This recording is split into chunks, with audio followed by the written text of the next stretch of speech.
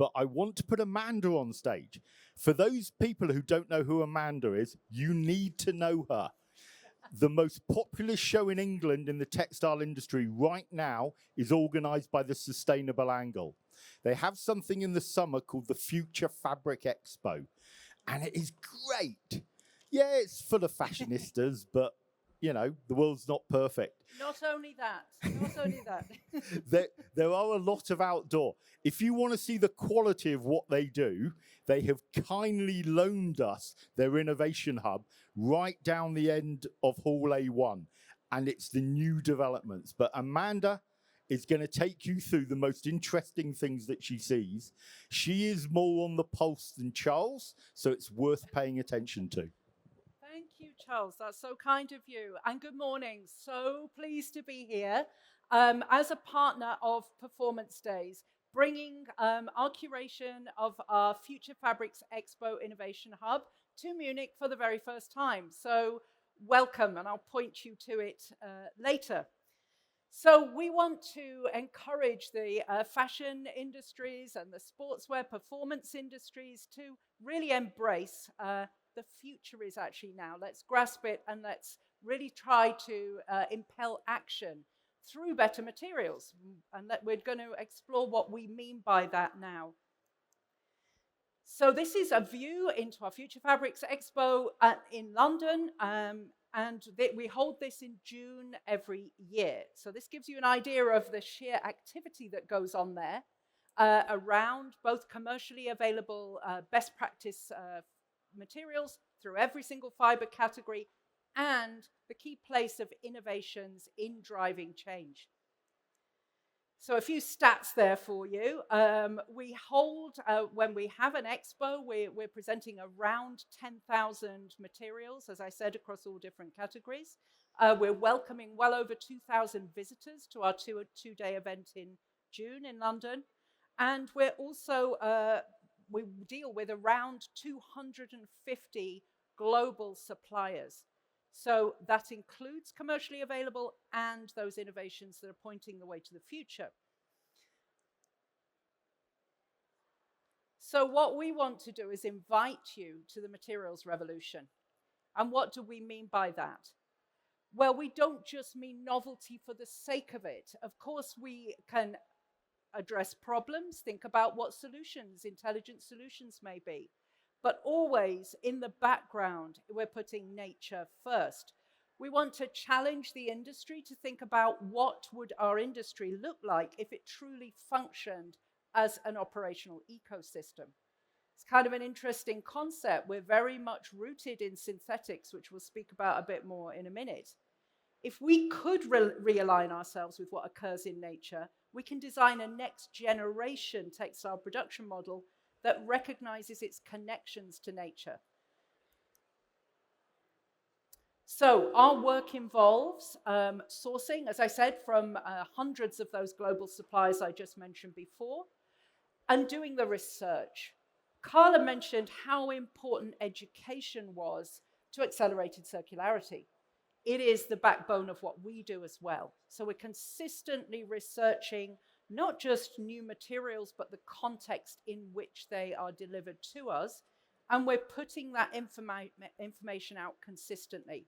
So we kind of bust the sort of event show space in a way, is that we're forefronting the context, the reasons and the educations around why we should operate differently. We're pushing that education out there in as digestible formats as we can possibly achieve. Why do we do this? Well, we know from research that's been undertaken by both the Caring Group and many other groups that materials really matter. It's been estimated that around 80% of the environmental impact of any given product is influenced by design decisions, and they're all made at the R&D stage. So you guys that are sourcing, that are creators, your role is absolutely critical. So we all know we're handling materials every day. We all know how fundamental they are to product creation, inspiration, tactile feel. They're the foundation of everything that we make. They also define a brand's narrative, for example. And beyond aesthetics, they are pivotal to that environmental footprint that I just mentioned. They also account for 91% of the industry's total emissions. So massively significant. So here, we're in a space where we can really be responsible for driving change. Many of you may already know this. This is textile exchange data, but it really highlights and I think shines a spotlight on that massive proportion of synthetics that we all appreciate, particularly in performance wear, because we want things to deliver on that longevity and all of those attributes that you need as a designer for the materials to deliver. However, we're in a space where we just cannot go on with our petrochemical dependency. So the big gray kind of 2/3 that you can see over here, that represents all of our nylons, polyesters, synthetics, acrylics, etc. It's exactly the same polymer, PET, that makes up polyester as your single-use water bottle. And I think we're all very savvy to the impacts of that. So it's really making those connections between our material flows and what they're doing to the environment. We can see also that we've put our eggs into two very toxic baskets, not just synthetics, but also conventionally farmed cotton. There's only 1% of that quarter that you can see that makes up cotton that is actually organically farmed. So we're in a real bind, and all the other small bits make up our wools, you know, animal fibers, whatever, and other plant-based sources. We need to tip the balance on our raw material dependencies. We're also producing pieces of information like this. So this is about understanding where we've come from in our raw material dependencies. So hundreds, thousands of years ago, we were reliant on wool, cotton, silk, leather, etc. They're still part of our material landscape, but that proportion has just closed right up because synthetics has just overtaken global fiber demand.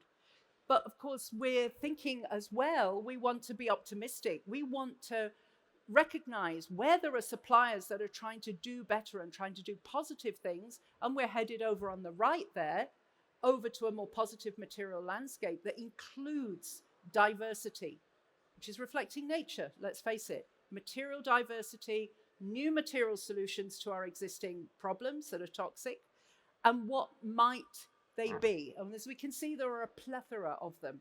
We'll discuss a few of them, and I'll guide you over to our innovation hub so you can learn more. And we can see we've been through stages in our development. You know, when the Industrial Revolution kicked in, we were extracting, degrading, degenerating our raw material sources. And then we woke up and we realized, oh, we can't carry on doing this. We're going to run out of raw material supply. We're going to decimate our ecosystems.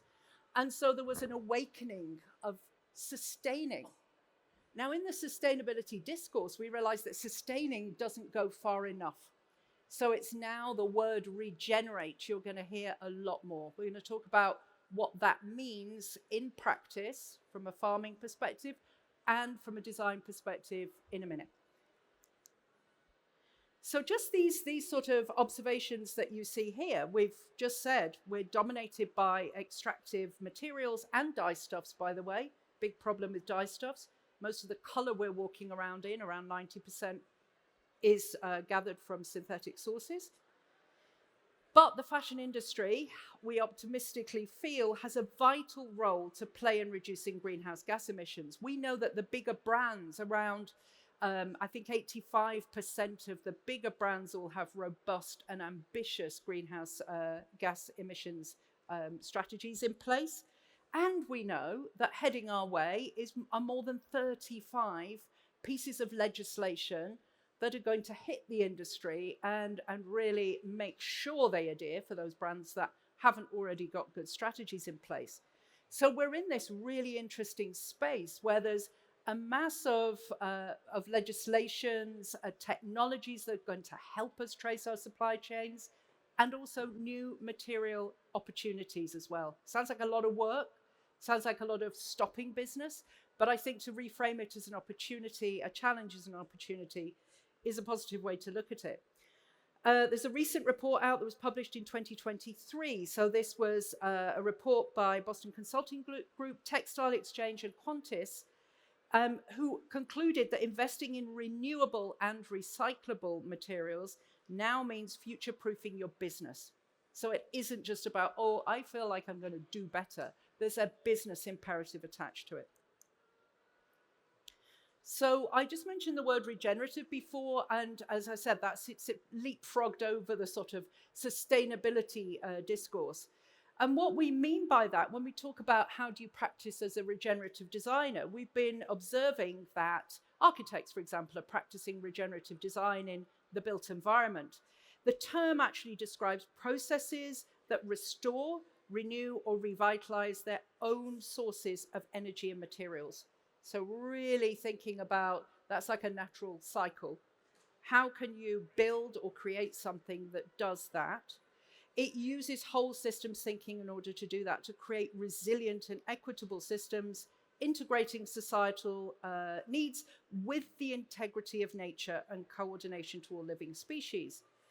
So we're setting a challenge to join that materials revolution that is regenerative by design, by definition, cleaning up that plastic pollution Carla was referring to earlier, and circulating safely in harmony with the living systems and the carbon cycle. Sounds like a lot.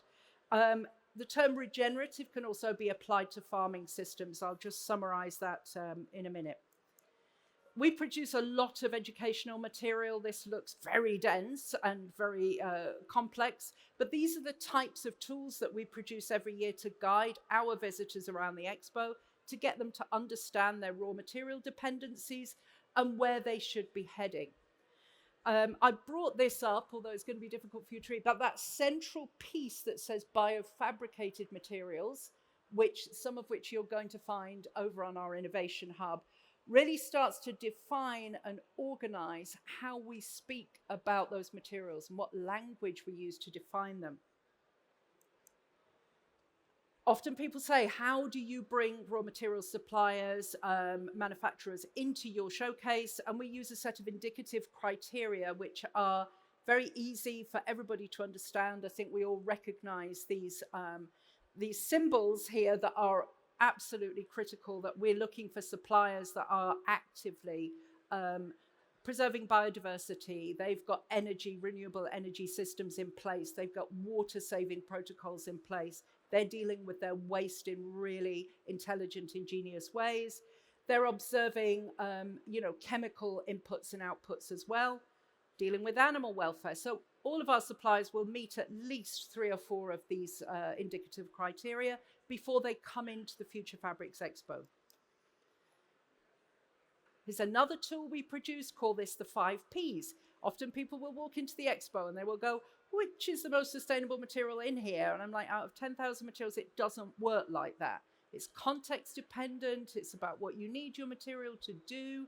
So it's about a thinking system. First of all, the top 2 that you see going round in the circle to the right, we begin with a sense of purpose. Why are you making what you're making? What's it for? What's it got to do? And then we come round to asking about provenance, which was the big matrix I showed you before, organizing all those materials. Where do they come from? Where in the world? How are they grown? What are the inputs, outputs? Then we move round to processing, because you've got a whole host of other impacts there that you need to think about. And moving around in, then you can assess your positive impacts. Where have you got positive impacts? How are you balancing that with maybe some more negative things that you're trying to ease out, for example? And then we move around into post-use, which is the circularity conversation. But really, when you're thinking about purpose, you should also be thinking about post-use at the same time. So how's what I'm making then going to join a circular system? I mentioned that the word regenerative is applied to actual farming principles and practices. So this is a summary of what we mean by regenerative farming. So those of you that are looking, for example, at wool, there's an amazing wool forum actually over there that fully explains the relationship of farmed wool to the carbon cycle. So it's really whether it's grown in soil, whether you're looking at cottons, etc., or whether it's animal fibers, there are a set of principles and practices here that determine whether this is a regeneratively produced material. So these 6 indicators. So now we're just going to come on, because I'm recognizing we're a little bit behind, because I want to be able to wrap up on time. So as I said, we want everybody that are joining us and our suppliers to join that materials revolution, however that is determined. There's different ways, obviously, of defining what a materials revolution is, but it should always be first and foremost rooted in understanding cradle to cradle material flows. Is it from the biological cycle or is it from the technical cycle? There's two very clear recommendations. If it's biological, it should be non-toxic and able to recycle and become food for the next cycle. If it's a technical nutrient, glass, plastic, whatever, durable carbons, it should be able to be recycled in perpetuity. So it's actually quite a simple framework. And whatever your materials are, they should follow one of these two. So we've been noticing, we've been doing what we've been doing for 15 years now. It will actually be our 15th edition of the Future Fabrics Expo 2026. We've been noticing in the past about 6 or 7 years that there has been a massive surge in material innovation, ingenuity. It sort of almost seems to have come at this awareness point that we spoke about earlier, where we're going, holy, we cannot carry on doing this extractive material process that we did, take, make, waste, that we're all very aware of. This is an amazing report, by the way, which was produced with Fashion for Good by an organization called Sustainable. And Fashion for Good have estimated that there are over 650 innovations across materials and recycling. That's an increase of 400% since 2017. So when we did our first Innovation Hub in 2015, we had 5 exhibits. We now have in the total expo over 120, whether it's across footwear, normal innovations, or home interiors or whatever. So we're seeing this massive influx of ingenuity. It's the meeting of creative and scientific minds to solve our most pressing problems. This again is very dense, but this is another piece of material that we produce, which very heavily references the organization Biofabricate and how they organize our new material world. So the new material world here has got a lot of different language and ways of saying what a material is. We're very used to throwing the term bio around, the bio prefix, right? We've heard it with food. We've heard it with many other products. But these terms, you need to be really aware that to call something a bio material, for example, legally, it can have bio content of between 10 and 100%, hugely variable. It doesn't assure you of anything. It's more like an overarching term. And then we have sitting within that, is it bio-based? And then that's got another definition. Then we've got biofabricated, made by nature, made by man in partnership with natural systems. And within biofabricated, we have bioassembled. Good example of that would be, you've probably all heard of the mycelium root. You can grow that into little footbed shapes or whatever you want. That's a biosystem assembling a material that's directed by man. And then we've got those biofabricated ingredients such as bacteria, algae, mycelium, yeast, for example. So yeast allowing us to grow things in the same way you can make bread or beer, for example. And you're hearing this term, and you're sure it's everywhere in this fair, next gen. What do we mean by next gen? Well, they're defined as innovative materials created using novel feedstocks, those ones I just mentioned, and the latest technologies that have improved environmental, social, and circularity outcomes. So that's the whole reason for them being born. Compared to those traditional material productions that we're all used to. These materials are essential in contributing to the industry's net zero targets and addressing impacts tied to traditional production. So that's using a lot of definitions that are out there that we've kind of drawn on to say they're replacing the incumbents. There's a reason for them. They're more positive. They're tied to natural systems. That's the whole point of next gen materials. But of course, it does encompass circular systems as well. So let's just get on to a few examples of material innovation, but there's much more for you to discover. I'll point you in the right direction.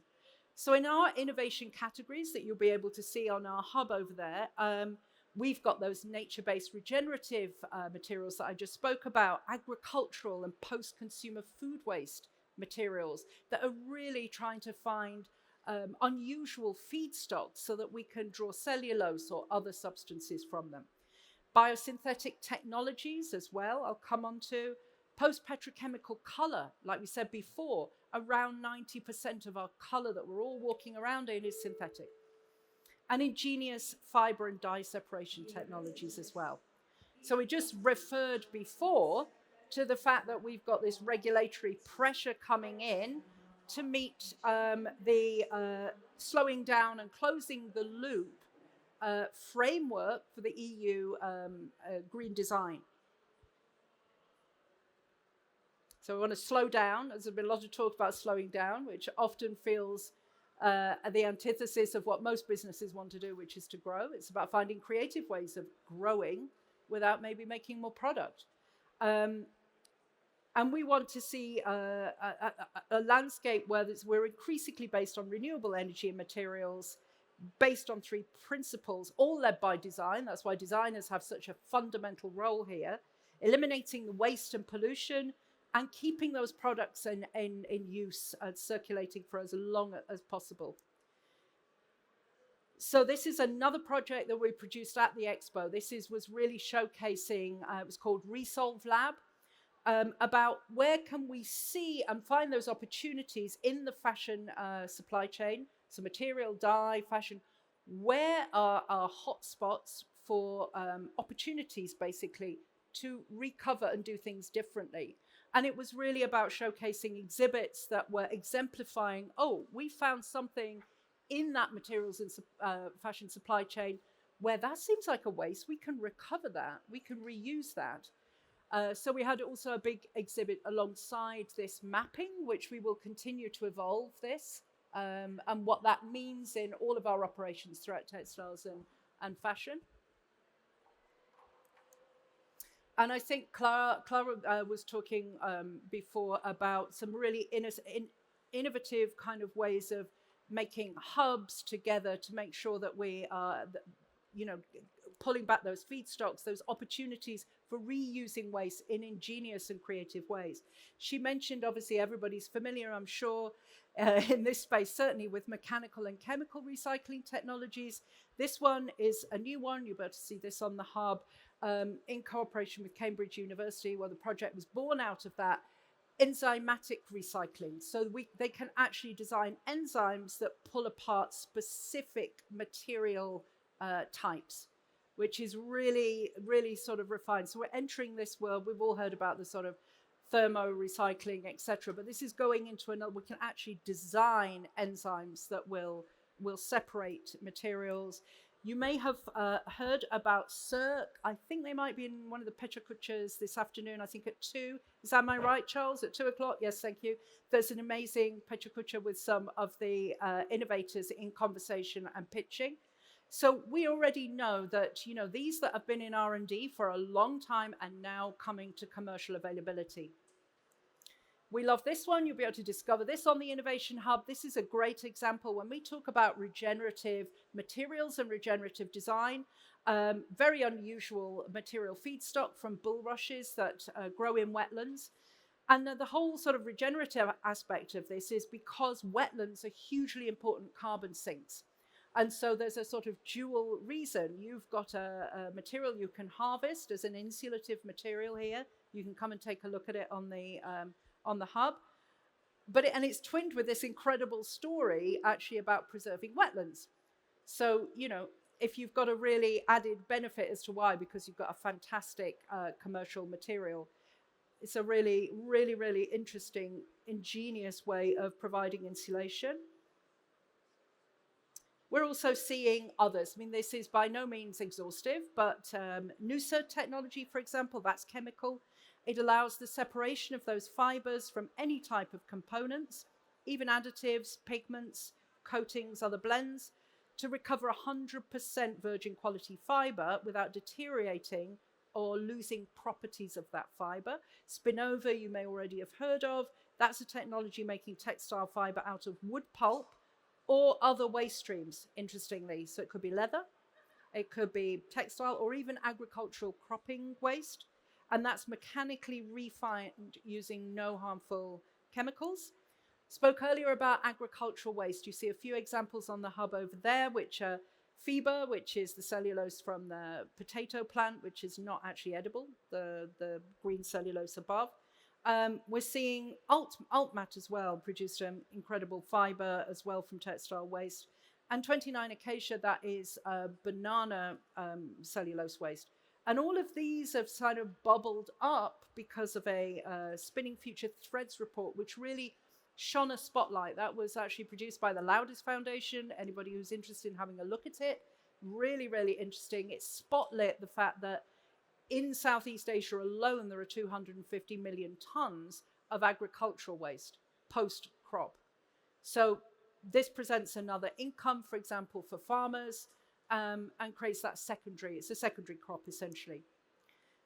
Pointing a finger as well, again, on ingenious color. We're very excited about this because if we can really push much more towards not just regular natural dyes, although we have some of those as well, but the bacterial dyes, colorifics, again, I think we'll be speaking actually this afternoon, algae-derived dyes, food waste dyes. We've got a plethora of different, a menu, as it were, of different sources that we can replace those petrochemical dyes with. Just highlighting colorifics. I'm not going to spend too long on there because I think do come back this afternoon. You'll be able to learn more. And they're over there just by our innovation hub as well. Again, that's bacterial dye with huge savings and an immense range of colors. We've got things like dye recycle. That's actually being able to pull dye out of existing garments and leave behind a purified fiber as well. So it's a dual product, essentially. We've also seen massive uptick in the race to develop leather alternative materials. And that includes all different types of sources. So I would say one thing, we're seeing lots of exciting things from mycelium to using ground up food waste to using algae, all manner of feedstocks to make these leather alternatives. They all behave completely differently. But it's a very, very exciting space as the race to sort of satiate the industry's demand for leather alternatives. We mentioned before as well biosynthetics and the new category of materials where we're looking at performance that is normally delivered by a petrochemical synthetic actually being delivered from a bio-based synthetic. So we're starting to see that really take off now. Very exciting. So a couple of examples you'll be able to see on the tables. You can come and dive in and learn more about these biosynthetics. And of course, there's nanolume as well. We've got quite interested in this, the idea of this super high performance graphene fiber, which is supposed to be super, super strong. It's got a different class and a different material source, graphene, which is tensile strength is absolutely outstanding. So it creates a high performance stretch fiber. So I would like to invite you, I'm sure, for those of you that are in London, please do come along 17th, 18th of June, the next Future Fabrics Expo at Magazine London. We'd love to welcome you there. And thank you very much. Can we show our appreciation for Amanda? Now, Charles mucked up this morning. We're running about 10 minutes late at the moment. So Amanda would normally field questions, but she's going to field questions over there from the Innovation Hub. So yeah, please don't leave us, but you don't often get Amanda around. So go and pick on her and ask her what you don't understand. She's helped us an awful lot. And also the rest of the team. So there's 4 of us over there on the Innovation Hub. At the back end of the hall, you can't miss us. 2 huge tables with some of those innovations I just mentioned. Yeah, invite you to just come in and learn more.